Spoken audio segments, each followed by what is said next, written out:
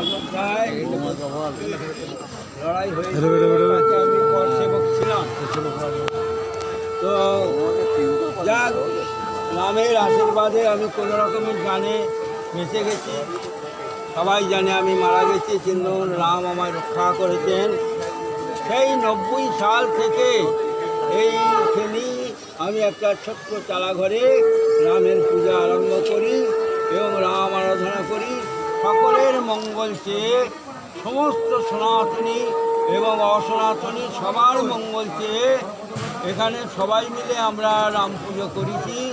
গোলাম রসুল থেকে আরম্ভ করে হিন্দু মুসলমান সবাই মিলে প্রথম আমরা রাম পুজো করেছি, এখনও আমরা করছি এবং অতিথি নারায়ণের সেবার ব্যবস্থা আছে। সেই 90 সাল থেকে আজ আপনার 2024 সাল এখানে রাম পুজো হয়ে আসছে। রাম আমার বিশাল মন্দিরও করে নিয়েছে, রাম শিলাখণ্ডে মূর্তি তৈরি করে নিয়েছে এবং বহু ভক্ত এখানে আসছেন এবং তারা রাম পুজো দেখছেন, রামের পুজো দিচ্ছেন। আমরা পরিচয়টা দেবেন।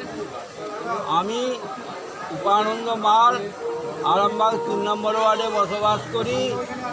আমি এখানে অনেক দিন থেকেই আছি। এখানে ওই যখন অযোধ্যায় লড়াই হয় 90 সালে, তখন আমি ওইখানে ছিলাম এবং গিয়েছিলাম। এই হলো আমার পরিচয়, আমার কর্ষে।